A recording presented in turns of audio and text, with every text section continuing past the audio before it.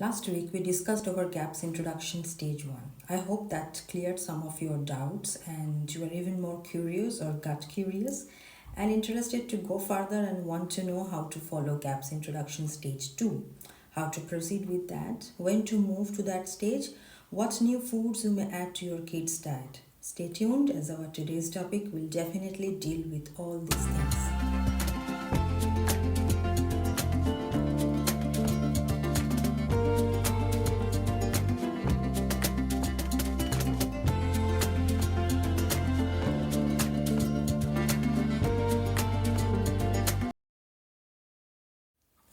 Hello, lovely parents. This is your dietitian and CGP Pooja, and welcome back to my corner of the healing world. Today, we are going to be going over the GAPS diet introduction phase, stage 2. We are going to go over exactly what you are going to be adding back into your kids' diet and how you do that. So in stage 2 of the introduction diet, it's really important to continue on with those fast foods that we introduced in stage 1. Those will be the meat stock, the soft connective tissues and soft meats from when you make the soup recipes, as well as the bone marrow from inside the bones. It's really important to keep on continuing with lots and lots of meat stock, and don't forget to keep drinking the ginger tea in between meals. You want to keep having meals made with meat stock for every meal of the day, as well as drinking meat stock in between meals. And then, just like we talk about in stage 1, you are going to be adding that probiotic food either in the form of liquid that you sauerkraut or anyway, whichever you have added and are doing really well with your kid and want to be adding some of that probiotic food into every bowl of their soup and every cup of their meat stock that they drink. So the first new thing that we get to add in stage 2 are eggs. So you are going to be starting out with raw egg yolks.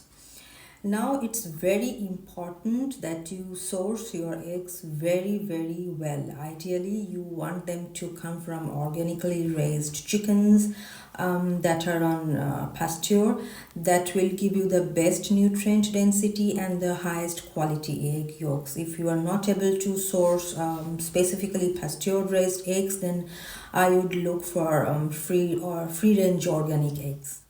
So when you start adding these egg yolks, you are going to be carefully separating the yolks from the white and then adding an egg yolk into a bowl of soup. You can stir it in and you really won't notice that it's there. You will start with just one egg yolk a day and then gradually increase. Make sure that you pay attention and watch for any reactions that could happen. Make sure that it is agreeing well with your kid's body. And if everything seems to be going fine, then gradually increase the egg yolks until your kid is having one egg yolk in each bowl of soup. Dr. Natasha says that there is really no limit to the amount of egg yolks that they can have in a day. They are very easy to digest. It takes the body almost no effort to absorb the nutrients from them. So they are great, quick and easy source of really important nutrients for the body as it's healing. I remember that when I was personally going through the introduction stages with my kid, that once I started adding egg yolks in, it was like she reached a new step in recovery already. I could tell it. It was like her body could absorb those nutrients, and I felt like she was actually getting somewhere absorbing food and feeling much better. Once the raw egg yolks are well tolerated and your kid is having one of those with every bowl of soup, it's time to add soft boiled eggs. So these will be eggs that are cooked until the whites are firm but the egg yolk inside is still runny. Before you add eggs of any kind, if you have a concern about an egg allergy or sensitivity, based on how your kid might have done in the past, go ahead and do the skin sensitivity test like I talked about in my previous video. In that video, which I link below, I explain exactly how to do the skin sensitivity test. The last thing that you get to introduce in this stage is ghee. This is preferably homemade. If not, then make sure you get that from grass-fed cows from organic farms. But Think of it as the type of butter that your kid is allowed now. So it's a great way to get more of those healthy animal fats for healing, and it's a tasty addition to whatever dishes that you are making. When you start adding ghee, go very slowly. Just like with everything else, start with a teaspoon a day and then watch for any reaction, especially if you have had any past concerns with dairy for your kid. You will want to watch very carefully and make sure that your kid's body is tolerating it. Okay, and then if everything seems to be fine, very slowly and gradually increase since the parts containing the lactose have been removed. Even people with previous problems with dairy can most oftentimes tolerate ghee just fine. So go ahead and try it and see how your kid's body does. The next thing that you are going to be doing in stage 2 is to add some variety of the foods that your kid is eating in so far as how they are being prepared. You are going to be able to start making stews and casseroles, so it kind of changes things up a bit, but your kid is not just eating soup for every meal every day, so that makes it kind of fun. You can get creative within the allowed ingredients and come up with your own dishes. I'm also going to be making a few videos where I go over some specific recipes, some casseroles and different things that fit within those guidelines of this stage. For example, pretty soon I'm going to be doing some recipes that are in the GAPS diet book, and GAPS do encourages healthy traditional cultural eating habits. So I'm also gonna make what we used to eat home following our traditional cultural eating, of course staying in the parameter of GAPS, and showing you how to make this. At this stage, you want to avoid spices. Again, we are just making everything super easy to digest, avoiding anything that might cause irritation or upset. So keep the spices out for now, especially powdered ones. Just use salt and fresh herbs in all of those dishes that you are preparing. Try to keep the fat content, the animal fat content, very, very high. And remember, Dr. Natasha says that the more healthy animal fats that your kids are consuming, the faster your kids' healing will be.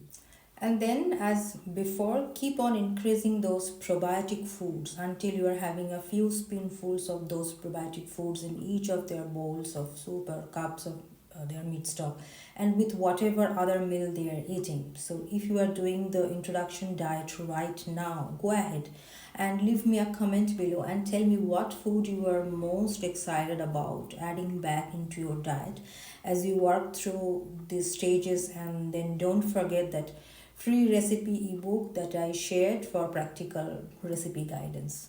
You need to make sure that your kitchen is ready for the GAPS diet, even if you have already started. If you haven't gone through, check my other video that I shared about how to prepare your kitchen. It is not too late. I'll have the link of the video somewhere here where you can check and follow in your kitchen. Make sure that it's ready to go. It will make it easier as you're working through the GAPS diet. Stay strong and stay with it. It's so worth of it, and hopefully you are feeling good and can start to experience some of those benefits. Before I go further with the diet, I wanted to stop here and talk a little bit more about the timing of the stages and amounts of the liquid fermented foods to be starting with and things like that. So how long your kid needs to be staying on each stages, that your GAPS practitioner would decide as per the condition of your kid. Dr. Natasha is very clear that people should only be on stage 1 for a very short time. What I like to recommend most kids do is stay on the stage 1 for about 2 to 3 days. Sometimes there are situations where they need to stay a little bit longer, and so 5 to 7 would be the absolute kind of general longest that anybody would stay on stage 1 and then move into stage 2. Again, how long one must stay, it should be decided by your GAPS practitioner. So just for example, for us at home with my kids, since this is not our or her first time through intro, we have been through it a few times already. We are just staying on stage 1 for one day and then move into stage 2. That doesn't necessarily mean that you should follow that.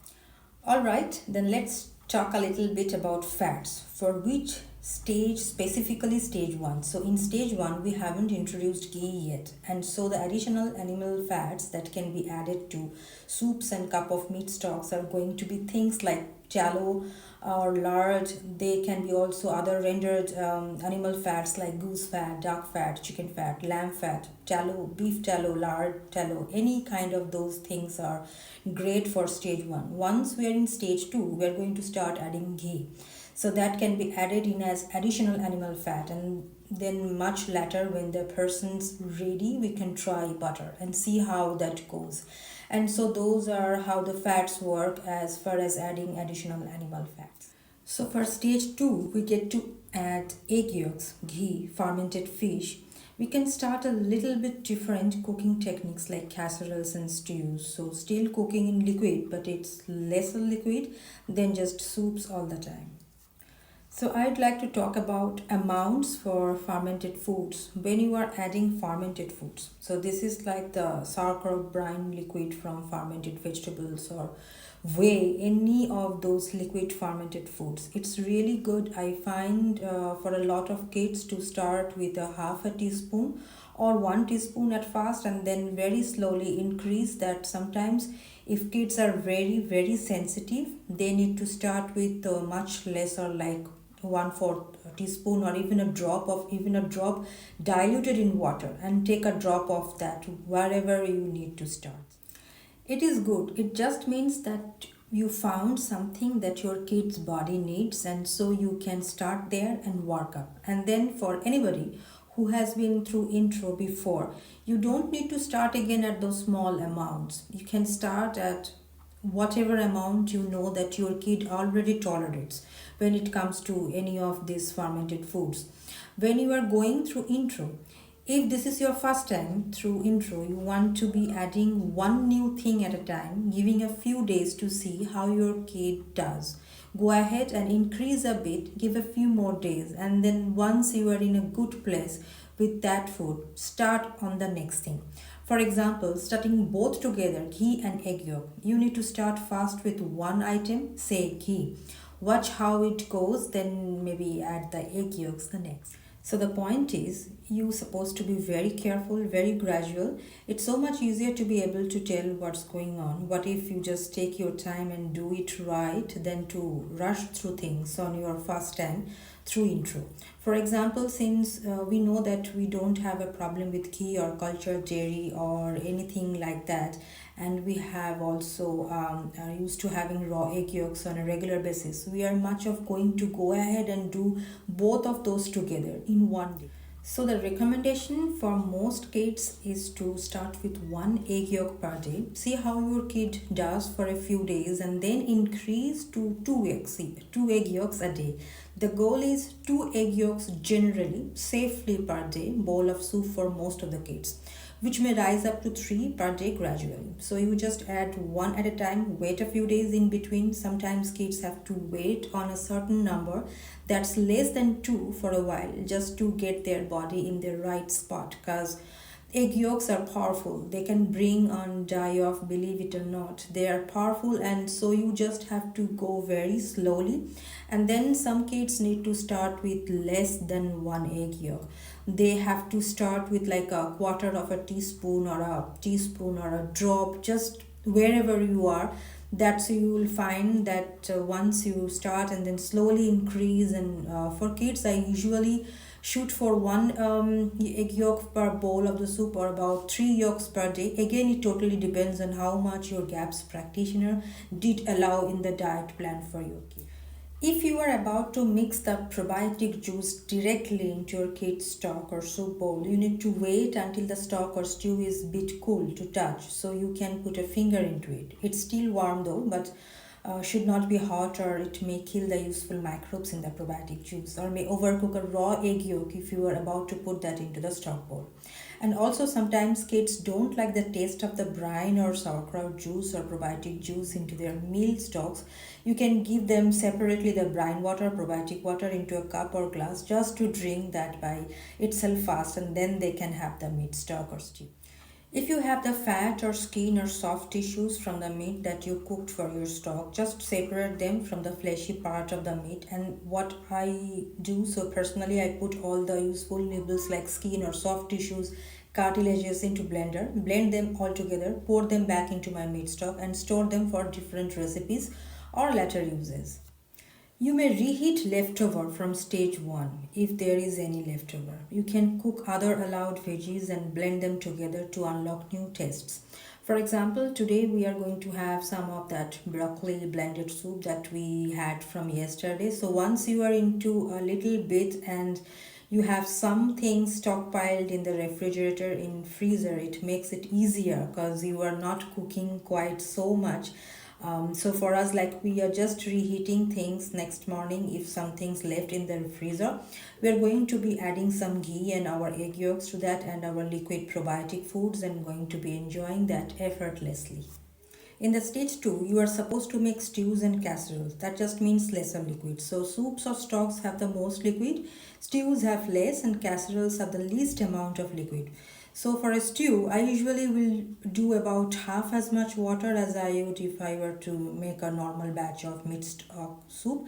And in the stage, you have the opportunity to ferment any of the flesh like meats or fish if you are cooking fish as well. It is absolutely perfect for the meat to sit in some liquid for a while before cooking. Is a really great opportunity to go ahead and ferment the meat. So fermenting the meat makes it easier to digest and it also adds really nice flavor. So I usually put some sauerkraut brine in there along with the water, and then I am just going to put the lid on it, and then I am going to let it sit for a while at room temperature and then move to do the other works before I start cooking. Or sometimes even I cover the meat with homemade yogurt and a good pinch of raw grated turmeric root and ginger root overnight in the freeze. Remember, turmeric root, not powder. I grow them in my garden in summertime and store them for using year round. And you are not supposed to add vinegar here as fermenting agent, as we are fermenting the meat, not pickling them. Pickling and fermentation is not at all same. Vinegar has different effects on foods. It takes out the necessary nutrients out of the meat or bones that we don't want this to be here done. And this is not what we use in fermentation. I will make a separate video on fermentation, as I know people usually do mistakes when making fermented foods at home. So stay tuned for that. Let's also talk about die off a little bit. In a day 2 or somewhere around, there is a really common time for kids to start feeling the effects of die off. So die off is when the pathogenic flora starts dying because it's not being fed, so it's getting starved out because they are not eating the sugary stuffs and the carbs and the things that they were before that feeds them. And then also you are introducing probiotic beneficial bacteria and then in the fermented foods, and then that is causing it to die off as well.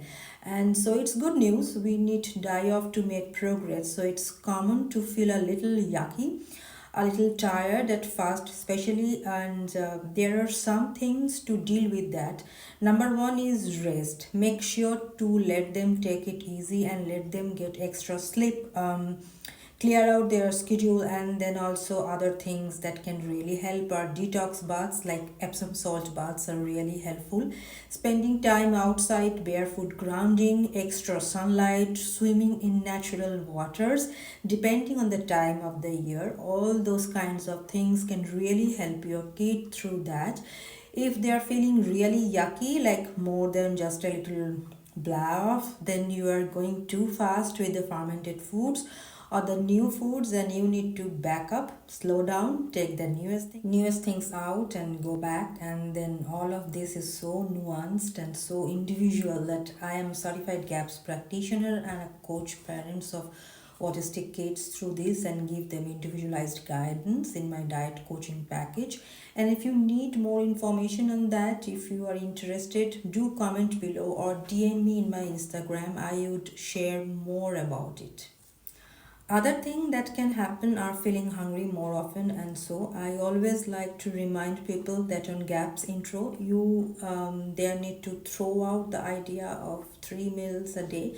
Most people on GAPS intro need to eat more than 3 meals a day. So every time your kid is hungry, give them a meal. Get rid of the idea of like little snack foods versus meal foods. Just every time they're hungry on GAPS, give them to eat a meal so their body needs nutrients when it's doing this hard work. So get out the some more meat stock and let them drink it. Get out another bowl of soup, heat it up, let them eat it. Let them eat more cooked meats in stock, fish, those kind of things. Also, keeping blood sugar stabilized is huge. I talked about that blood sugar stabilizing a little bit in the beginning of GAPS stage 1. When I talked about those in my other video on GAP snacks, I'll put the link there. Those coconut oil and honey or ghee and honey treats, and they can either eat spoonful of that or you can freeze them in little dollops like I did anytime kids are feeling irritable and I have sugar and carb cravings. Pull some out of those and let them eat some, and it's really helpful. That's why dessert makes great role here in GAPS diet. So you can make ice cream. It's summertime, and if you are following stage 2. So what I do at home, I put all the egg yolks in, 2 per adult and 1 per child, and then I have a quart or closer to a quart of cultured cream. So this is a cream cultured with kefir culture or sour cream from previously made yogurt, and then some raw local honey. And so I'm going to whisk these all together in the blender and then put them in our ice cream maker, and then we do enjoy that. Okay, so that's all for today. Let me know in the comments how things are going if you are going through these stages right now. If you like these videos and found it helpful, give it a thumbs up, share it with anybody who you think might find it helpful. If you are new to my channel, please hit this subscribe button. I make new videos every week on how beneficial GAPS diet could be for autistic kids with traditional nutritional health approach and easy, sustainable, healthy living. Thanks so much for watching. See you next time. Bye.